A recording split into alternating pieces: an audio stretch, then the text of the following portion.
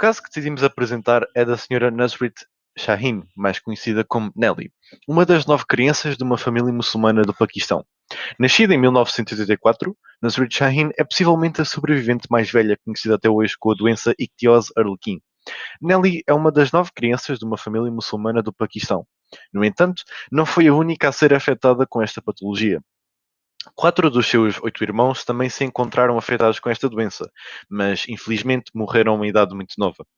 Neste momento, Nelly reside em Coventry, na Inglaterra, e passa por vários tratamentos diários que lhe dão a possibilidade de continuar a viver a sua vida ao máximo. No dia a dia, uma pessoa que tem ictiosis Harlequin tem a necessidade de tomar vários cuidados com a pele, como por exemplo banhos ocasionais, hidratar a pele, tentar remover as camadas extra e tomar vitamina A para ajudar na cicatrização da pele. Quanto à qualidade de vida, diríamos que é baixa, visto que estão constantemente com medo, ansiedade e até mesmo depressão, além de que também sofrem de discriminação.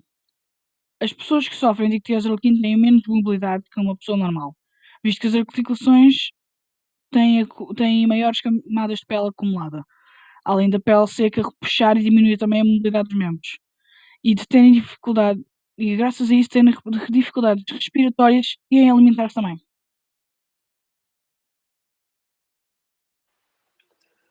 Uma instituição que pode ajudar uma família afetada pela doença é a FIRST, que é uma instituição que ajuda pessoas com ictioses e problemas de pele relacionados, mas também há instituições de caridade, como por exemplo a SHIRT e a ISG.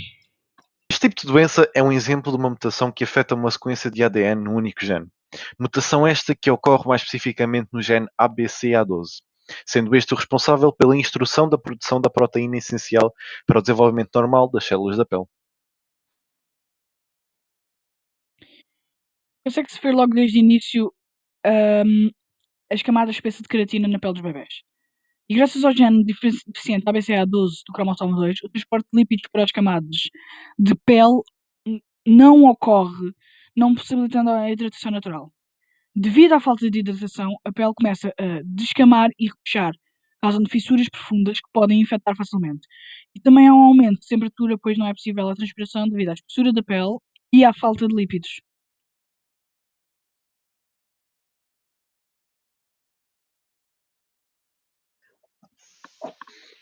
Recém-nascidos com ictiose Harlequin apresentarão uma espécie de escamas grossas como pele. O aperto da pele afetará a zona que rodeia os olhos e a boca, forçando as pálpebras e os lábios a virarem-se do avesso. Graças a esta grande resistência por parte da epiderme, as zonas do peito e do abdômen poderão ficar severamente restritas, dificultando tanto a respiração do bebê como a sua alimentação. As mãos e os pés poderão se encontrar com o tamanho reduzido, inchados e parcialmente fletidos. As orelhas podem parecer deformadas ou simplesmente ausentes, mas estão fundidas na cabeça, graças à pele grossa. Um nariz achatado, audição anormal, infecções respiratórias frequentes e diminuição da mobilidade articular são outros sintomas possíveis.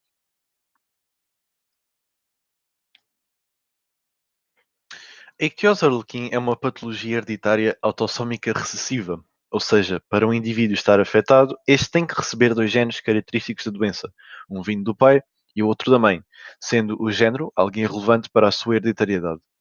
Existem 3 casos possíveis em que um casal pode vir a originar um filho afetado com ictiose Harlequin. O primeiro é quando ambos os elementos do casal são heterozigóticos, ou seja, ambos têm o gene saudável, dominante, e o gene característico da doença, recessivo, sendo assim possível a transmissão da doença para a sua descendência, por mais que neles não se manifeste.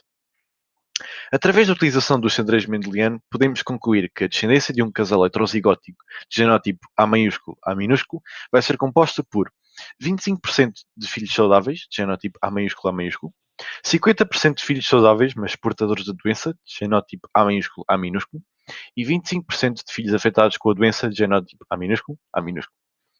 O segundo caso é quando um dos elementos do casal é outra vez heterozigótico, mas o outro é homozigótico recessivo, ou seja, tem os 2 genes característicos da doença, encontra-se assim afetado com a mesma. Com este casal, em que um dos elementos é heterozigótico e o outro homozigótico recessivo, de genótipos A maiúsculo A minúsculo e A minúsculo A minúsculo, A minúsculo, respectivamente, podemos observar os seguintes valores para a sua descendência. 50% dos filhos serão saudáveis, mas portadores da doença, com o genótipo A minúsculo, e 50% dos filhos ficarão afetados com a doença, com o genótipo A minúsculo, A minúsculo. A terceira e última hipótese é quando ambos os elementos do casal são homozigóticos recessivos, portanto estão os dois afetados com a doença. Neste caso em específico, em que os dois apresentam o genótipo A minúsculo, podemos observar uma descendência 100% afetada, com o genótipo também A minúsculo.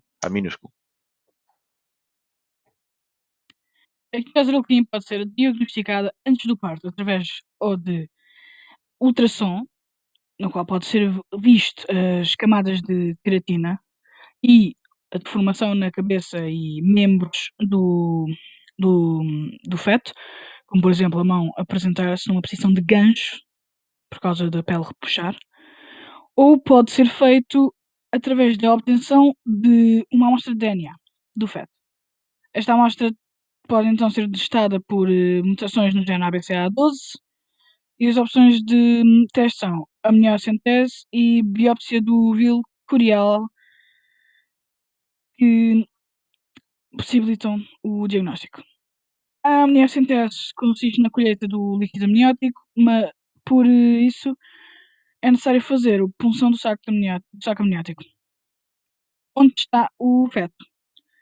Através da utilização de uma agulha, atravessa-se a parede abdominal até chegar ao útero. Quando isso acontece, é então aspirada uma pequena quantidade de líquido amniótico, sendo posteriormente analisado das células da origem fetal presentes nesse líquido, cujos cromossomas são iguais aos do feto. No caso da biópsia do vil curial, o procedimento é semelhante ao da amniocentese, mas a obtenção de uma pequena amostra da placenta é o objetivo onde quer-se chegar.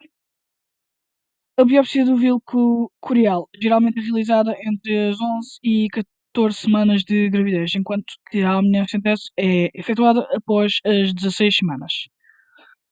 Quanto a tratamentos, não existe nenhum tratamento definitivo, mas existem maneiras de aliviar os sintomas. Uma delas é a hidratação da pele com os cremes hidratantes e a outra é os banhos ocasionais, que também ajudam na remoção de pele extra, que é característica de pessoas com essa doença.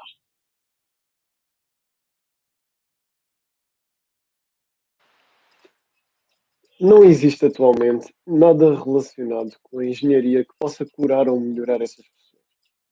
Contudo, no futuro, quando a CRISPR estiver melhor desenvolvida, poderá vir a curar completamente essas pessoas, alterando o gene ABCA12 do cromossoma 2 defeituoso por um normal, para que assim seja copiado o correto, curando assim a condição da pessoa.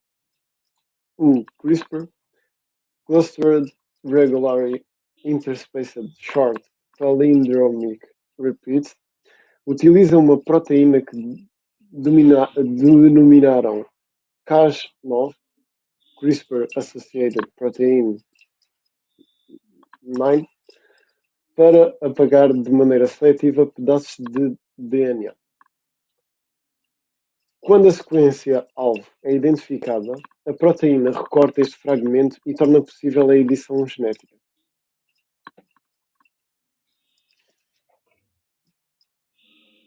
Pronto, acabou. É isso. Bem, obrigado por verem e espero que também gostem da entrevista que temos anexada em primeira mão com a senhora que mencionámos na primeira pergunta.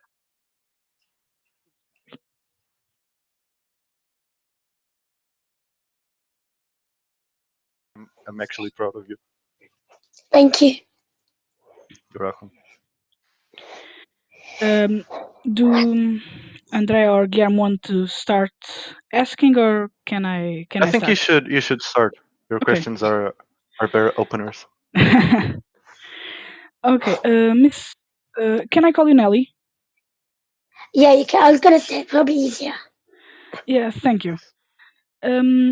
How do you handle your condition throughout your daily life? Okay, so my routine that I have to do in the mornings, obviously, I have to have a bath and make sure the skin that hasn't come off, make sure that comes off properly. So the dead skin, when you have a bath, you have to take off the dead particles of your skin off. So I've got to make sure I do that, which is about, I take a couple of hours in the bath so it comes off properly. And then I have to have the cream myself. And then once I've creamed, I have to do that through the day so that my skin doesn't dry up. I try and work around it with work because I work as well. So I try and fit it in when I'm at work. So I find time to make sure I do it. Thank you. Now, I guess it's fair that another one of my colleagues asks, and then I will ask again. But Sure. Can I go? Yeah. Yeah. Okay. I want to ask. I want to enter the topic of social integration. Is it hard to fit in? I guess because you're different, quote unquote. To be honest, while I was at school and stuff, I didn't have that problem. Not even at school or college. Maybe outside, a little bit, because even now, so if you and me were outside by ourselves talking, you'll get people looking at us. I still get looked at now. But really, I didn't have the issue because I've had a lot of support from friends and family to help me to adapt, to make sure that I don't have issues with, socially and stuff. And I'm quite an outgoing person, so I'm always out and about anyway. And I do notice people staring or saying amongst themselves. I don't really let it bother me. What's the point? Yeah, that's great. Honestly, that's great.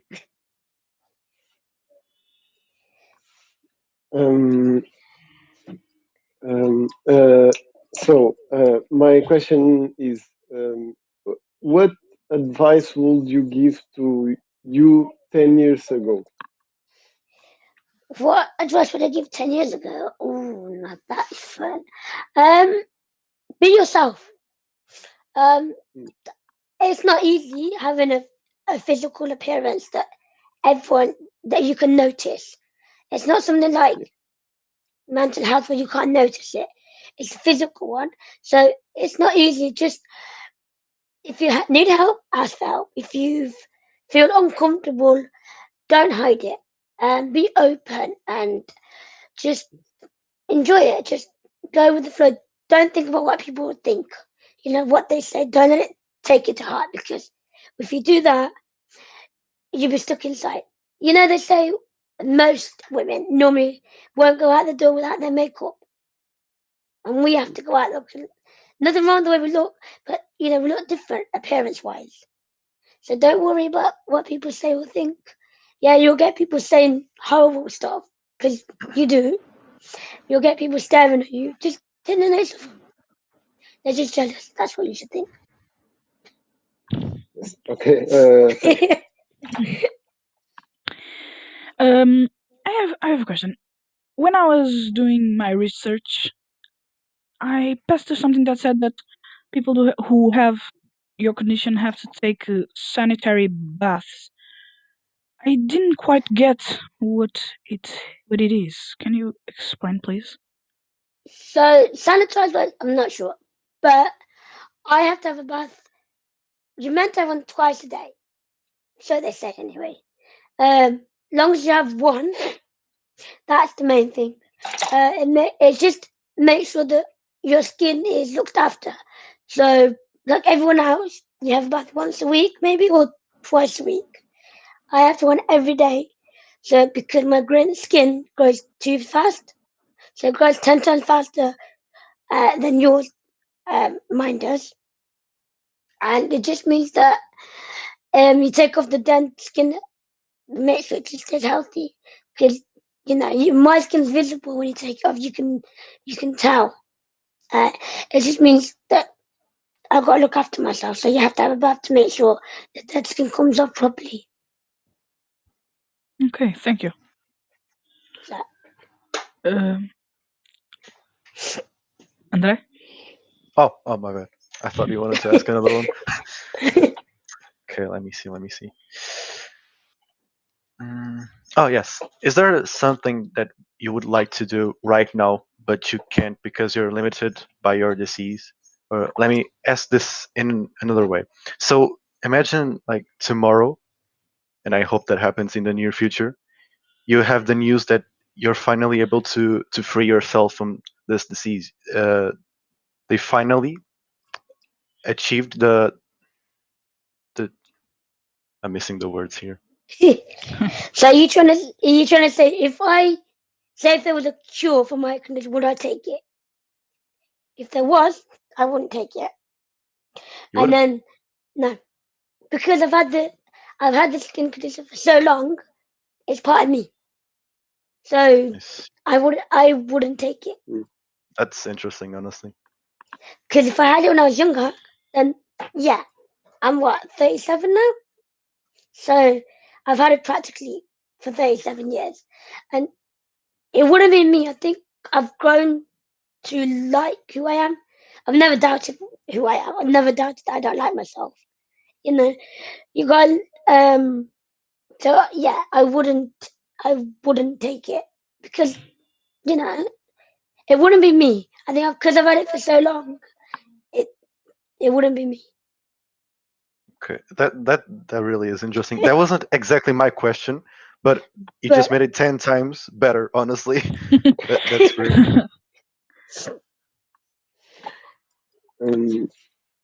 So, other question is, tell us about the moment in your life that you reached difficult goals. difficult goals. That's a tough one. To be honest, not sure. But I can tell you, probably it took me a while to walk. Because I had to learn to walk again. Because I went abroad to live when I was younger. My parents took me, and I was there for about 3 years, 3 to 4 years. And because of the hot weather, I went to Pakistan to move over there. I had to come back, and I had to learn to walk. I don't remember any of this. I had to come back and learn to walk all over again. So I was in hospital for 6 months because my health deteriorated because of the heat. So me and heat don't go together. Because the sunlight and stuff, we get sunburn and stuff. So yeah, and the winter's not good either because that dries my skin out as well. But I think the most exciting thing that I've probably done was a skydive, which I didn't think I could do. So the skydive probably the most exciting, probably challenging as well. So I'd say yeah, probably my skydive. That's Okay. really cool. Okay. Yeah. Well, this is something that I couldn't find also on the internet, but That's okay. did any of your ancestors have the condition manifest? No one else had the condition as in before me. Well, apparently, my parents and stuff were related. So it was in the genes. Also, my mum had others with the same condition, but they didn't survive. Okay. So no one in like my grandparents' time or anything like that. No one else had the condition. Okay. Thank you. You're welcome.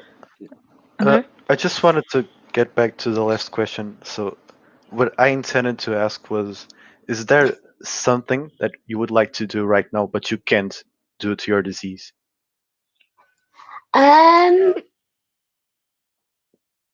The top of my head, then the only thing I do want to do, and I think I might be able to do it, is probably I want to say because of my condition. There is part of that actually, to be honest. Is swim with dolphins. Now the only reason it's going to be challenging is because I can't go in salt water. Because salt water stings my skin, so it irritates it. A bit like alcohol, if you use too much like hand gel with alcohol in it, that irritates your hand after a while. So I can't use that either. So I have to use alcohol-free hand sanitizers. So the top of my head, I'd say that's probably going to be challenging, but I'd say I can't ride a bike because I've got no balance. I don't drive either. I was learning, but my eyesight isn't that good. Even they've said that it's fine, but I can't read the number plate, so I've kind of like knocked it on the head. So probably little things like that, I'd say, is probably like, riding the bike or driving. I'd say it's probably like I would have liked to have done, I think. So as to continue my driving, I think I should have started driving when I was 18, but I didn't. It didn't occur to me back then that, I could drive. So, yeah. That sucks, honestly. Before I let Guilherme ask his question, because I know what question he has, and it's better for as if it was the last question. I want to ask, how do you describe your life quality? Amazing, actually. Because I've done so much that I don't think I would have done. Like the example of the skydive, or when I've worked and didn't think I'd ever work. So it's the little things that people take for granted, I'd say, is a mini success, especially as I was growing up. Because I knew I'd go to school because my parents wanted me to go to school. I didn't go to university, simply that I wasn't interested in going to university. And I think people pay a lot of money to go to uni when you can probably get the same job that you want if you have the experience and stuff. I think it's nice to have the extra qualification going to uni. So I didn't want to go to uni, but I think my working wise is a pretty big thing because I didn't think I'd work, to be honest with you. I think I'd be like chilling at home, meeting up with my friends, having a life of leisure, should we say? Which I do. I can't say I don't. But yeah, I think just enjoying every moment, to be honest, living life one day as it goes. I'd say. That's amazing. Thank you. Yam, you wanna ask your question now? Okay.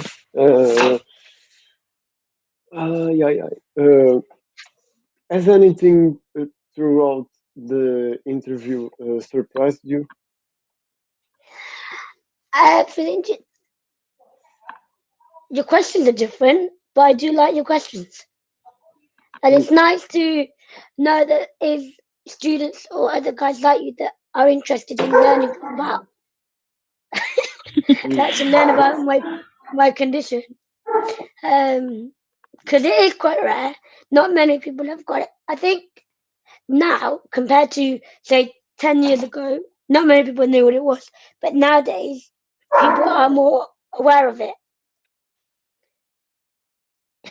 So they are more aware. More aware of the condition because they get more educated. I think that's what I'd like to do more, is educate more people. I might not know everything because I'm still learning myself.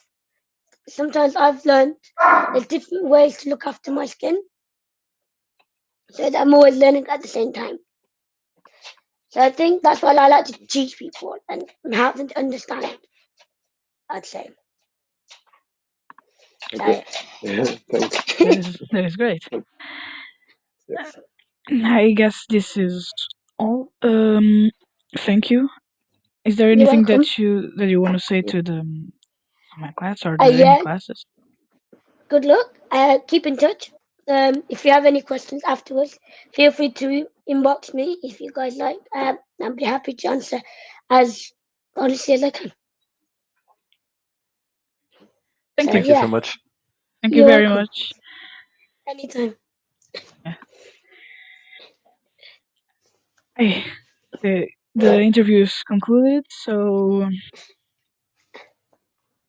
Thank you, and have a pleasant, I'd say, night now Evening. because it's evening. Evening. It's about It's pretty dark 7 here, so o'clock. And here. It's Yeah. what time is it? What time is it over I there? think it's the same time because it's I've checked it online and it showed the same time. But since Yeah. it's so dark, I just said it was night. It's about 20 past 7. No, nearly. Yes. So yeah, it is. So good luck. And stay safe. Have a good weekend. Thank you You so much. too. You too. Thank you. Stay safe. Thank you. You too. Bye. Bye.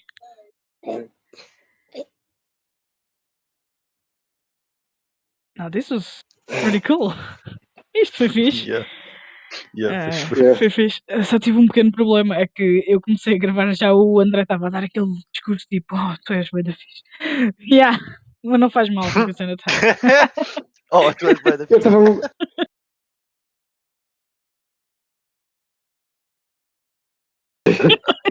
Ok, vá. 1, 2. Já agora, Guilherme, Sim, desculpa. eu adoro tipo a cena de. Quando não é a nossa vez, temos o microfone desligado. És o único que tem ligado. Desculpa.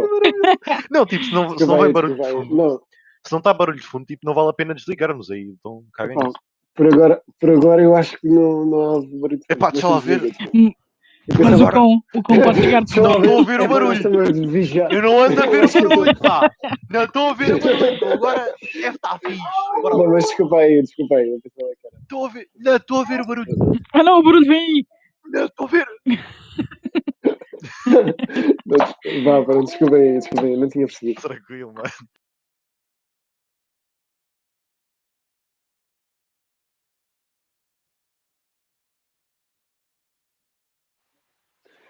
Recém-nascidos com ictiose Harlequin apresentarão uma espécie de escamas grossas como pele. O aperto da pele afetará a zona que rodeia os olhos e a boca, forçando as pálpebras e os lábios a virarem-se do avesso. Graças a esta grande resistência por parte da epiderme, as zonas do peito e do abdômen poderão ficar severamente restritas, dificultando tanto a respiração do bebê como a sua alimentação. As mãos e os pés poderão se encontrar com o seu tamanho reduzido, inchados e parcialmente fletidos. As orelhas podem parecer deformadas ou simplesmente ausentes, mas estão fundidas na cabeça graças à pele rugosa, grossa. Merda. Eu começo do início, né? O início da pergunta, né? Não começo de início. Não era preciso. Não era preciso. Eu ponho um Foi blip. só um mistake, meu. Era só continuar. Mano, eu ponho um.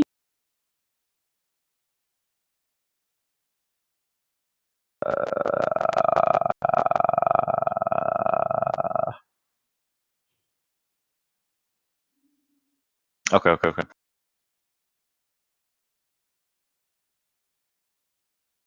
Gravar.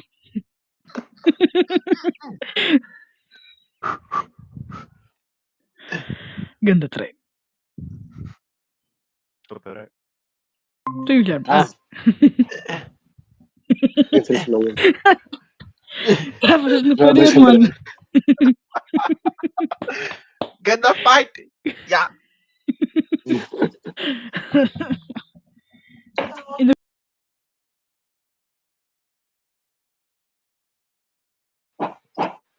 Traz a guitarra. Eu tenho medo de ter isto super incompleto, super. Mano, fodido. eu estou a gravar desde que o André entrou. Calma. Eu tenho estado a gravar só mesmo para feios nos rios. Ok. Mano, a parte das instituições, mano. É assim, eu disse que ia buscar uma cena estilosa, mas eu estava a ouvir.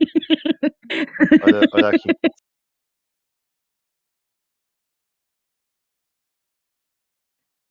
Tu não explicas tipo. Sim. Epá, não há. Não há.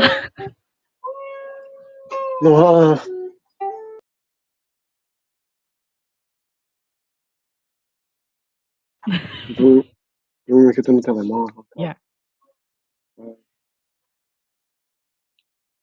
Pois foda-se.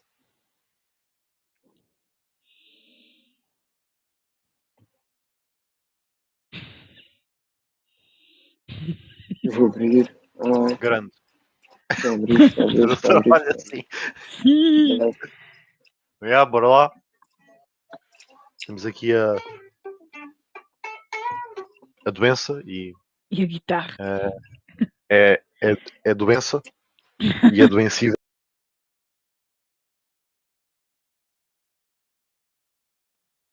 Porque de resto não tens Mas muito mais. não era isso que eu estava a falar. Não. Era o diagnóstico. Era o diagnóstico. Explicar o Ok, diagnóstico. Desculpa. ok. Eu disse mal, não era o tratamento em si, mas o diagnóstico. Porque neste caso o tratamento não há muito a explicar, né? Pois, por isso é que eu estava a achar mesmo estranho. assim. Por isso é que eu estava a achar estranho. E é tipo. Explica lá o que é um banho. Ora, não estou a perceber isso do banho. Então, como é que se faz um. Como é que é isso? Então, mas. Pá, essa cena de ultrassom, vilo coreal, pá, isso não interessa. Agora, o banho. O que é um banho? Yeah.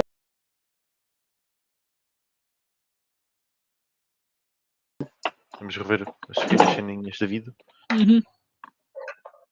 Então, um segundo, peraí.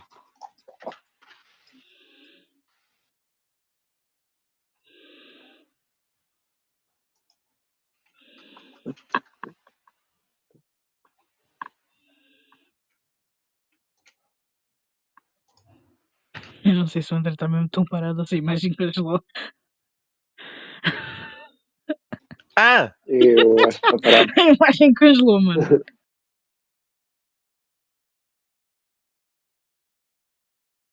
O link estava onde?